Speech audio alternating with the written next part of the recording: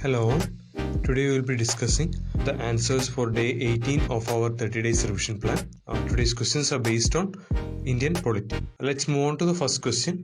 Consider the following statements with regard to National Capital Territory of Delhi. The Chief Minister of NCT is appointed by Lieutenant Governor.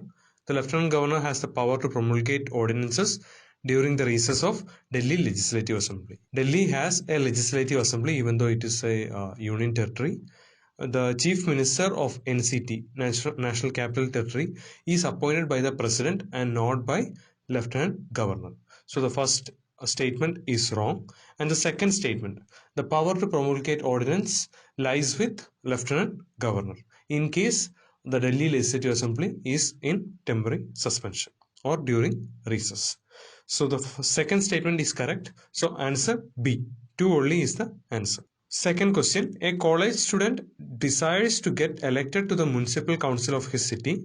The validity of his nomination would depend on the important condition, among others, that he obtains permission from principal of his college, he is a member of political party, his name figures in the voters list, he files a declaration owing allegiance in the Constitution of India. There are independent candidates who do not owe any allegiance to any political party. Even they can also contest in elections. So the second option, he is a member of political party, is wrong. And option A, he obtains permission from the principal of his college. If his necessary qualifications are met, this is not a necessary condition. Well, the question is asking about the important condition. Important condition whether a person can conduct or get elected to the municipal council.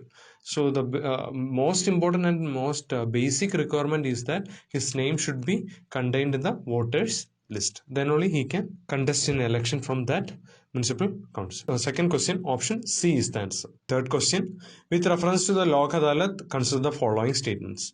Its verdict is binding on all parties and no appeal against the verdict lies before any court of law. Any case which is already pending before other courts cannot be brought up before the Lok Adalat. Which of the above statements is or are correct? Lok Adalat has verdict is binding in nature and there shall be no provision to appeal against such verdict. So the first statement is correct. And also there are two types of cases which can be brought before Lok Adalats.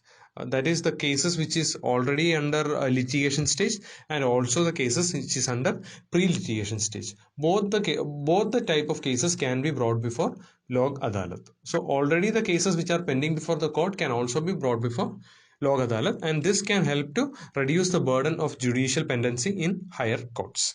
So third question, option A is the one only is the correct answer because the second statement is wrong.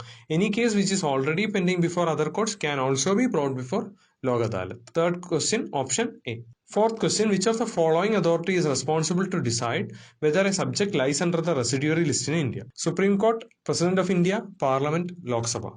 The residuary list and the competent authority to make legislations on the residuary list is Parliament. But in case of a dispute, the competent authority which decides whether such a list, such an entry comes under the residuary list or not is the courts.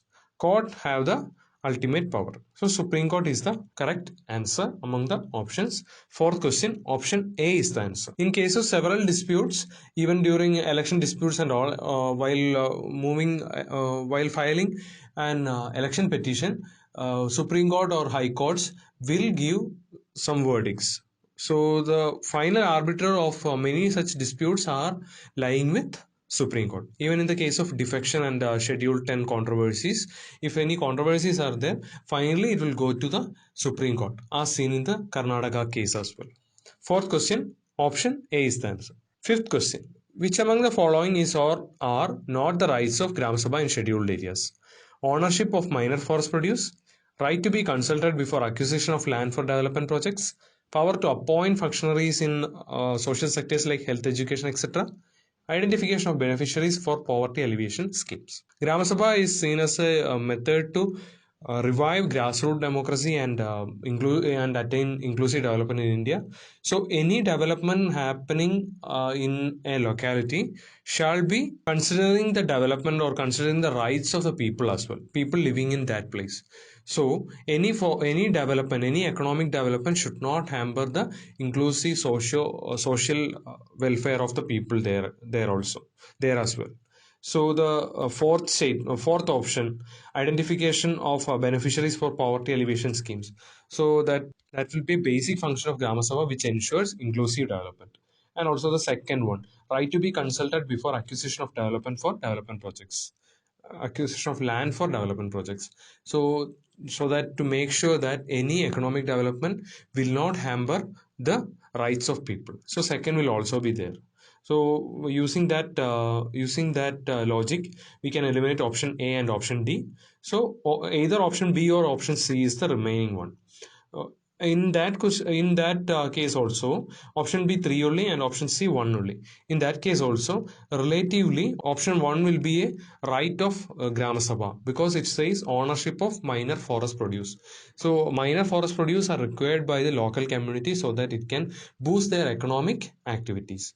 So 1, 3 and 4 will be 1, 2 and 4 will be definitely there, but option B 3 only will not be there, because it says power to appoint functionaries. Appointing functionaries and all will come from the upper strata. So 3 only will be the answer. Fifth question, option B. Moving on to sixth question, identify the correct statement. A member in the upper house is not entitled to sit, participate and vote until he has taken the oath or made the affirmation. A law made by state legislature extends only to the whole of state and does not extend outside the state. Criminal and civil procedure is listed under the Union List of Constitution. Members in Parliament cannot attend the Parliament President's address without making the oath or affirmation. Criminal and civil procedure is listed under the concurrent list of the Constitution, because both state and center need to make some laws regarding the criminal and civil procedure. So option C is wrong.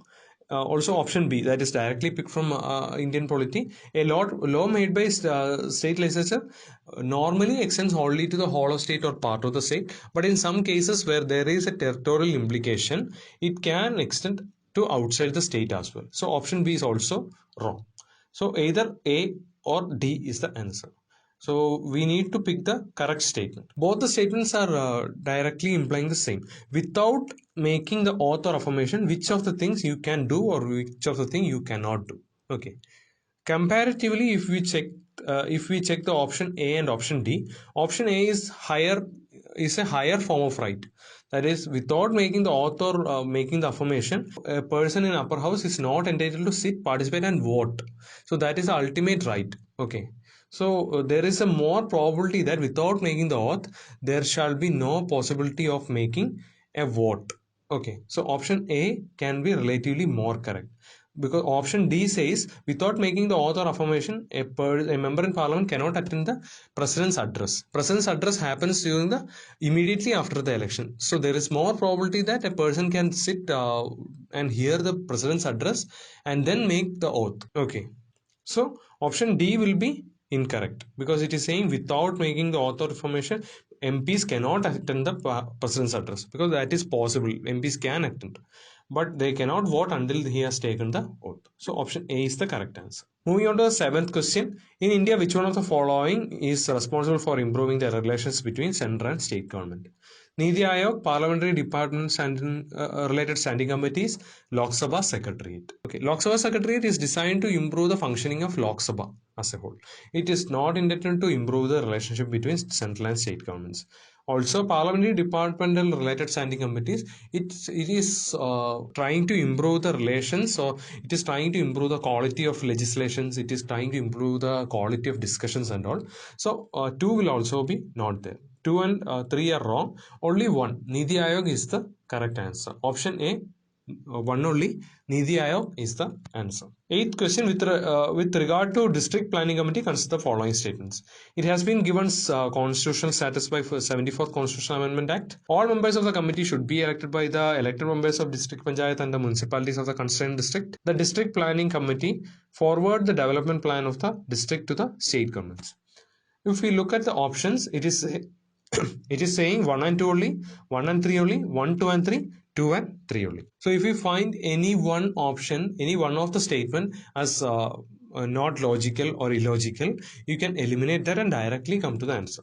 So if we look at the three statements, the statement 2 says that all members of the committee should be elected by the elected members of the district panchayat. District panchayat will have elected and other members as well. So to say that all members of the district planning committee should be elected by the elected members of the district panchayat is not logical.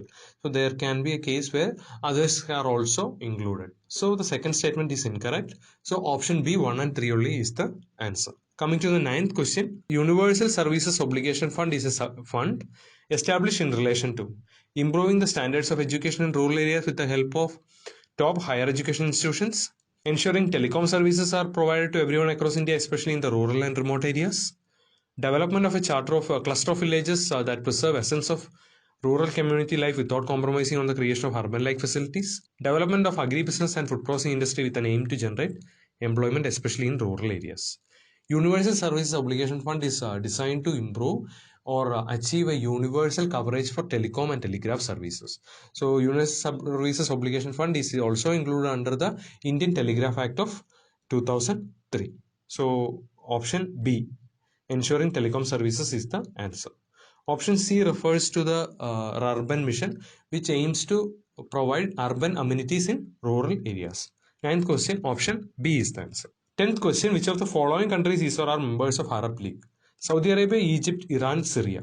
Select the correct answer using the code given below. Again, in this question, if you look at the option, you will notice that one option is missing out in all the options. So there is a possibility that there is 100% possibility that one of the options is incorrect. So just check and correlate which one of them does not belong to the Arab region. Okay, then you can directly get to the answer. Iran is located in the West Asia, but it's not closer to the Arab nations and Arab League. Okay, Arab-Iran conflict is very common in West Asia as well. So to say Iran is a member of Arab League is not logical. Saudi, Egypt and Syria, they will obviously will be included under that geographical region of Arab countries. So 1, 2 and 4, option D is the proper answer. 10th question, option D. So that's it for today's discussion. If you have any doubts regarding the questions, please comment on the channel, and also please subscribe to the channel so that you will not miss any updates. Thank you.